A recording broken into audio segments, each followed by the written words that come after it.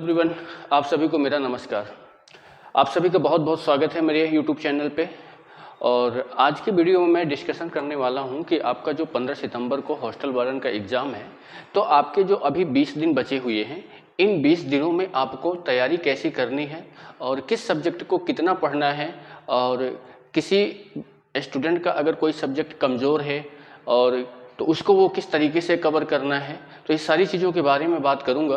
तो वीडियो को शुरू से लेकर अंत तक देखें और अपने दोस्तों को ज़रूर शेयर करें, ठीक है। तो सबसे पहले हम ये देख लेते हैं कि हमारा एग्ज़ाम जो है, एग्ज़ाम कब है। एग्ज़ाम आपका 15 सितंबर को है। एग्ज़ाम आपका कब है? 15 सितंबर को है। और आज की अगर हम डेट की बात करें तो आज की जो डेट है वो आपकी 23 अगस्त है। 23 अगस्त है। तो आप ये अंदाज़ा लगा सकते हैं मोटा मोटी कि भाई आप यहाँ से ये देख लो कि 20 या 22 दिन 20 या 22 दिन आपका क्या है, बचा हुआ है, ठीक है। इस 20-22 दिन में आपको किस तरीके से पढ़ना है, कौन से सब्जेक्ट को कितना टाइम देना है और कैसे हम तैयारी करें कि हमारा सिलेक्शन कंफर्म होगा, ठीक है। तो इन सभी के बारे में मैं बात करने वाला हूं। तो सबसे पहले मैं ये देख लेता हूं कि अगर आप इसकी तैयारी कर रहे हो, तो जो भी स्टूडेंट इसकी तैयारी कर रहे हैं, तो मैं ये मान के चल रहा हूं कि उनकी जो तैयारी है वो 80% या बोल सकते हैं कि 85% उनकी तैयारी पूरी कंफर्म हो चुकी होगी। क्योंकि आपकी जो वैकेंसी आई थी तो वो 3-4 मंथ पहले आपको पता चल गया था और सभी आप 4-5 महीने से तैयारी कर रहे हैं, तो 80 या 85% तैयारी आपकी हो गई होगी। अभी जो आपका तैयारी बचा होगा, या बोल सकते हैं कि मैं ये मान के चल सकता हूं कि आपका जो सिलेबस है, तो ये सिलेबस आपका 100% बोल सकते हैं कि आप लोगों ने इसको खत्म कर दिया होगा। सिलेबस को 100% आपने खत्म कर दिया होगा। कुछ बच्चों का हो सकता है कि रिवीजन चल रहा हो, कुछ बच्चे रिवीजन भी कर चुके हों, ठीक है। अब बात ये आती है कि आपकी तैयारी तो हो गई, आपने इसको पढ़ लिया, अब आपको आ कितना रहा है, आप नंबर कितने कर पा रहे हैं। तो नंबर करने के लिए तरीका क्या होता है कि आपको टेस्ट देना पड़ेगा।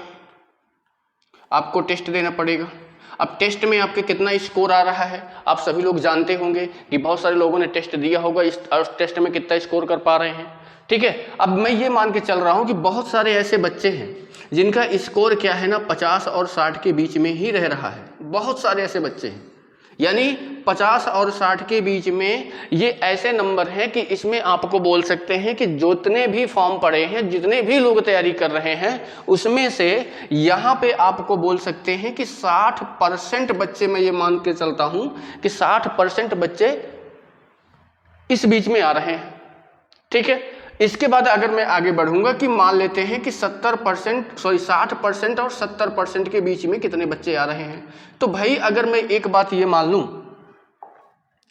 कि 60 और 70 के बीच में, इसमें ज्यादा से ज्यादा बोल सकते हो भाई कि 20% बच्चे, ठीक है। और इसके आगे अगर बात करोगे तो यहां पे आपके 10% बच्चे, ठीक है।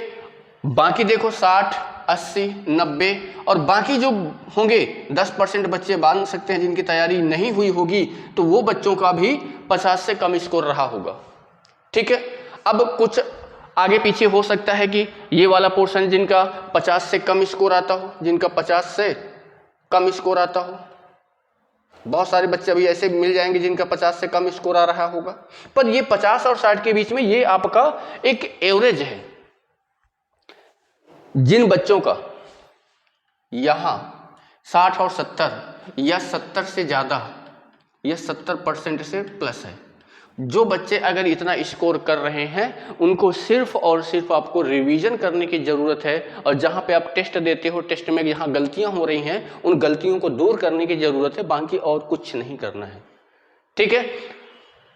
अब देखेंगे यहाँ पे कि बहुत सारे बच्चे ऐसे हैं कि जिनको मेरे पास मैसेज आता है, बोलते हैं कि सर जैसे जैसे टाइम पास आता जाता है, दिल की धड़कनें बढ़ती जाती हैं, मतलब आपको थोड़ा सा घबराहट महसूस होता है कि भाई हमारा सिलेक्शन होगा कि नहीं होगा। तो मैं यहाँ पे आप लोगों को ये बताना चाह रहा हूँ कि सबसे पहले आप अपने डर को क्या करो, बाहर करो। आप अपने डर को क्या करो, बाहर करो, इसको बाहर निकाल के फेंक दो। भैया हमको ये सोचना है कि हमको सिलेक्शन लेना ही लेना है, हम जितना पढ़े हैं वो हमारे लिए बिल्कुल पर्याप्त है, इससे बाहर कुछ आने वाला नहीं है। जब एग्जाम में बैठेंगे तो हम पूरे प्रश्न करके आएंगे, ठीक है।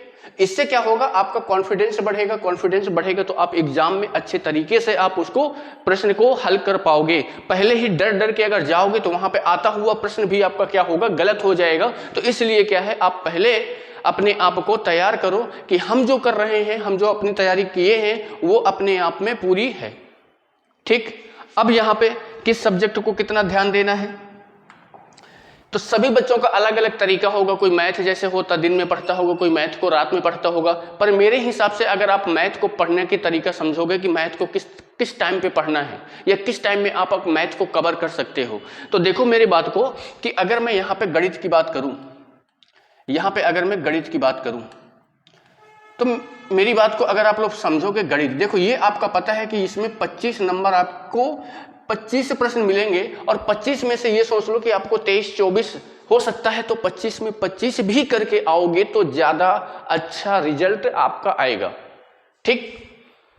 देखो इसका जो मैथ का जो टाइम है ये मैं अपने अकॉर्डिंग बता रहा हूं। हो सकता है कि बहुत सारे बच्चे इसको सुबह पढ़ते होंगे, दिन में पढ़ते होंगे, दोपहर में पढ़ते होंगे, कुछ बच्चे रात में पढ़ते होंगे। तो ये मैं अगर अपना बताऊं कि भाई मुझे अगर बोला जाएगा कि मैं कब मैथ पढ़ना पसंद करूंगा, तो मुझे रात में मैथ पढ़ना पसंद बहुत अच्छा लगता है कि रात में एकांत में बैठो और वहां पे कोई आपको डिस्टर्ब करने वाला नहीं होता है। तो मेरी बात को ये सलाह मान लो कि अगर आप रात में 8 बजे से अगर आप मैथ को उठा रहे हो, मैथ को अगर आप उठा रहे हो तो भाई रात में जब तक आप सो नहीं रहे, यानी हम बोल सकते हैं कि अगर आप 12 बजे या कोई बच्चा हो सकता है कि 1 बजे तक पढ़ाई करता हो, तो आप मैथ को यानी 8 से 9, 9 से 10, 10 से 11, ये जो 1 घंटा, 2 घंटा, 3 घंटा, 4 घंटा अगर आप मैथ को डेली 4 घंटे दे रहे हो, तो मैं ये गारंटी के साथ बोल रहा हूं कि आप मैथ में पूरा का पूरा करके आओगे। कैसे करना है ये चीज को थोड़ा सा ध्यान दे लो। मैंने जितना पढ़ाया है उसका प्लेलिस्ट पूरा बना है, एक बार उसको रिवाइज कर लो। अगर आप 4 घंटे पढ़ रहे हो तो 4 घंटे में कम से कम 2 वीडियो खत्म कर सकते हो, यानी बीच में कुछ आपको रेस्ट भी चाहिए 10 मिनट 15 मिनट का, तो एक सवा घंटे या 1.5 घंटे के बाद आप रेस्ट लेके 2 वीडियो खत्म कर सकते हो। बात समझ में आ रही है। इसके बाद जो बच्चों का तैयारी है, जो बच्चे तैयार हैं, उनके लिए क्या करना है, उनको सिर्फ और सिर्फ यहां ध्यान देना है। जैसे वो टेस्ट देते हैं और टेस्ट में 25 में से अगर उनके 22 नंबर कंफर्म है कि आते ही आते हैं, तो ये जो 3 नंबर छूट रहे हैं ये क्यों छूट रहे हैं और कौन सा टॉपिक है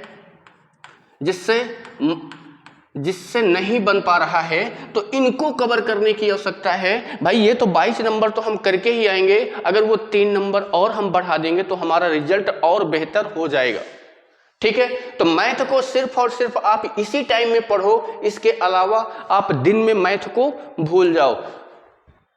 20 या 22 दिन बचा है, 20 दिन में आपको सिर्फ और सिर्फ रिवीजन करना है, बार बार रिवीजन करते रहो, डेली क्लास अटेंड करते रहो। और देखो जो आपकी ऑनलाइन क्लास होती है उसका जो पीडीएफ मिलता है, उस पीडीएफ के क्वेश्चंस आप डेली बनाते रहो। संडे को टेस्ट होता है, बाकी टेस्ट सीरीज हमारी चल रही है, जो लेना चाहता है तो अभी ले सकता है, ठीक है। इसके बाद आते हैं मेरे भाई, इसके बाद आते हैं हम कंप्यूटर में। इसके बाद आते हैं किसमें, कंप्यूटर में। इसके बाद हम किस में आते हैं, कंप्यूटर में। कंप्यूटर भी आपका मेन सब्जेक्ट है क्योंकि ये आपका 30 नंबर का आने वाला है। तो कंप्यूटर की अगर मैं बात करूं तो कंप्यूटर को अगर मेरे हिसाब से इसको आप सुबह पकड़ के चलोगे कि सुबह जैसे आप मान लो कि 6 बजे जग जा रहे हो, 6 बजे, तो 6 और 7 के बीच में आप अपना पूरा काम निपटा के, नहाना धोना जो भी है, इस काम को निपटा के 7 साढ़े 7 बजे आप बैठ के पढ़ना स्टार्ट करो और कंप्यूटर को पकड़ लो कि भाई मैं 7 बजे पढ़ना स्टार्ट कर रहा हूं और मुझे कंप्यूटर को थोड़ा सा बहुत सारे बच्चे इसका सिलेबस खत्म कर चुके होंगे। नोट्स उठाओ, नोट्स को एक बार रिवाइज करो और इसके बाद जैसे ही आप नोट्स को रिवाइज कर लेते हो, इसके बाद आप एमसीक्यू क्वेश्चंस उठाओ और देखो कि आपसे बन रहे कि नहीं बन रहे। अगर एमसीक्यू क्वेश्चंस आपसे बन जा रहे हैं तो आपका कंप्यूटर अच्छा है। 7 बजे से लेकर 10 बजे तक 7 बजे से लेकर 10 बजे तक आप कंप्यूटर पकड़ लो, यानी 8, 9, 10, 1, 2, 3 घंटे आप इसको अच्छे से पकड़ के रगड़ दो।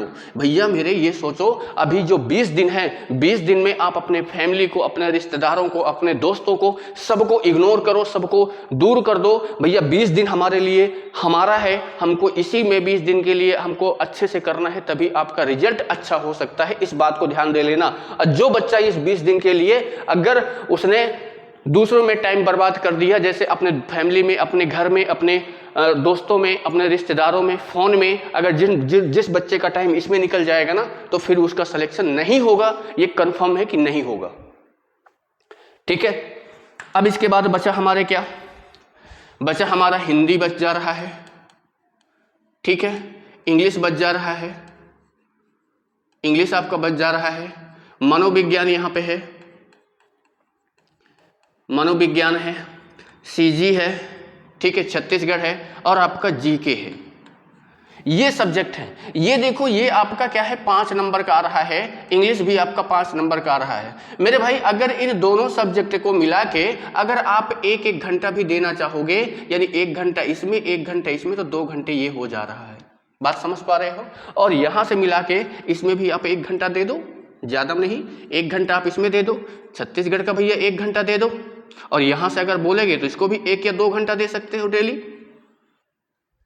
ठीक। यानी ये वाले सब्जेक्ट जो हैं 10 बजे के बाद आप खाना खाए, थोड़ा सा आराम किए, घूमे टहले 15-20 मिनट, आधे घंटे, 1 घंटे मान लेते हैं। 11 बजे से आप फिर बैठ जाओ पढ़ने। 11 बजे आप फिर बैठ जाओ। 11 बजे से लेकर 1 बजे तक, 11 बजे से लेकर 1 बजे तक आप यहाँ पे हिंदी और इंग्लिश खत्म कर दो। हिंदी और इंग्लिश खत्म कर दो, इसको पढ़ो, एमसीक्यू लगाओ, गूगल सर्च करो, आपको क्वेश्चंस मिलेंगे, बुक के क्वेश्चंस उठाओ, यहाँ पढ़ो।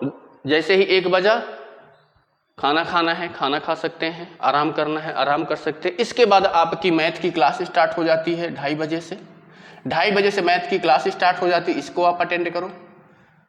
क्लास होने के बाद यानी आप 4 बजे आपकी क्लास खत्म हो जाती है। 4 बजे जैसे क्लास खत्म होती है, आप थोड़ा सा फिर आप रेस्ट कर सकते हैं, थोड़ा सा अपने दिमाग को शांत कर सकते हैं। इसके बाद जो टाइम बचता है, भैया मान लेते हैं कि हम 5 बजे से अगर हम बैठ रहे हैं तो 5 से 7 ये 2 घंटे में आप इन तीनों चीज़ों को कवर कर सकते हैं।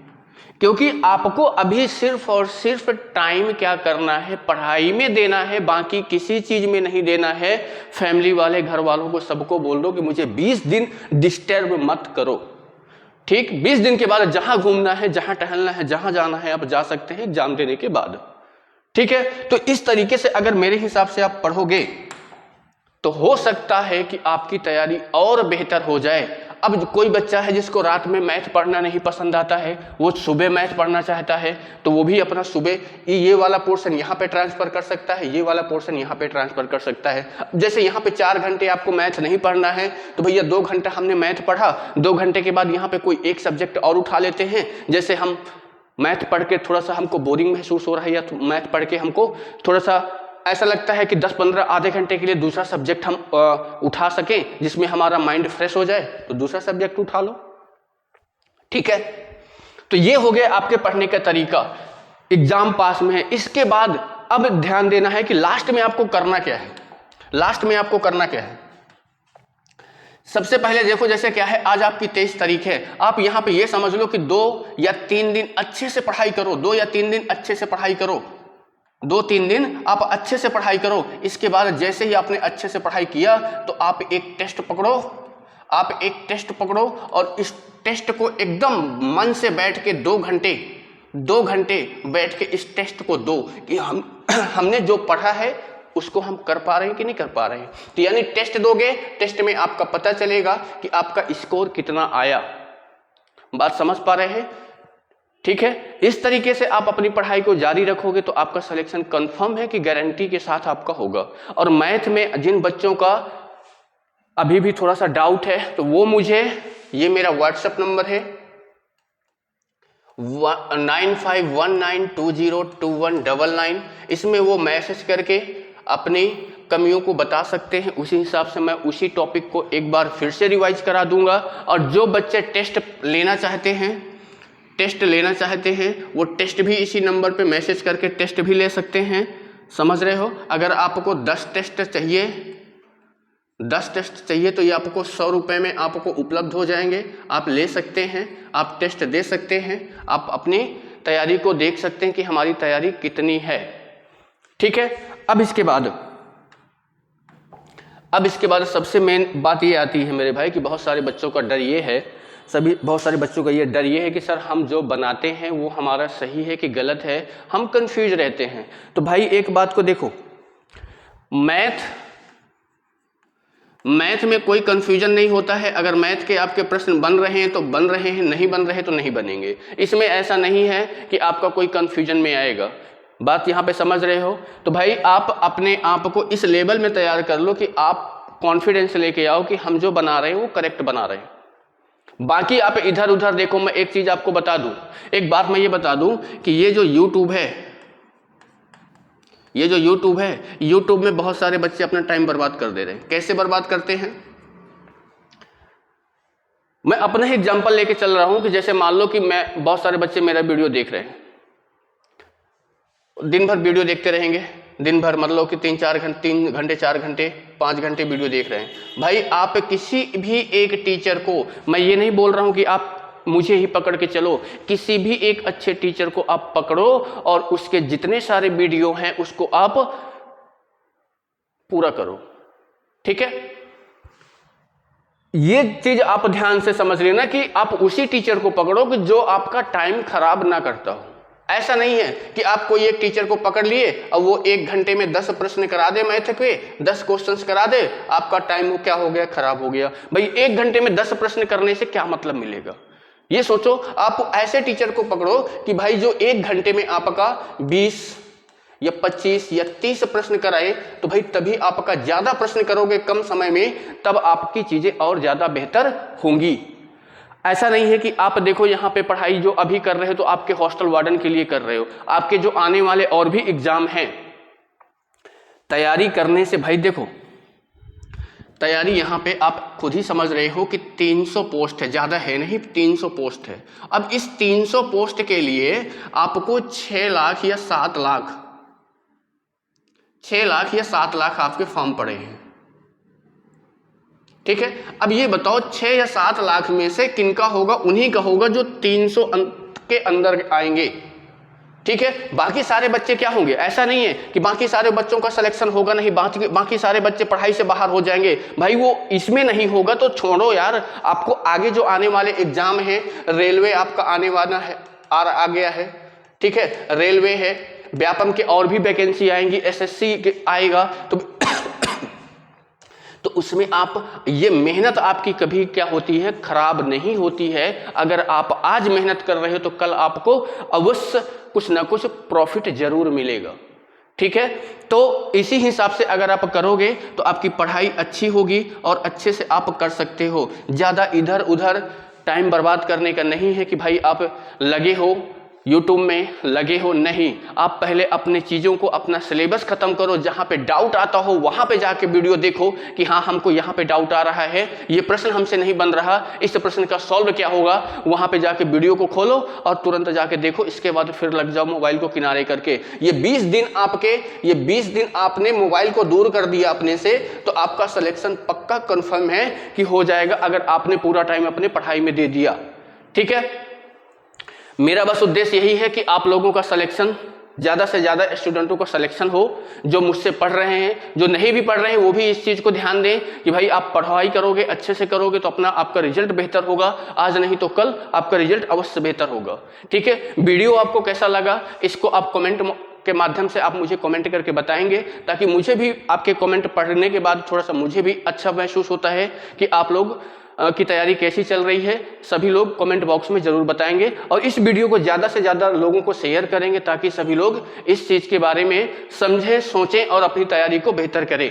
ठीक है, मिलते हैं आप लोगों से अगले वीडियो में।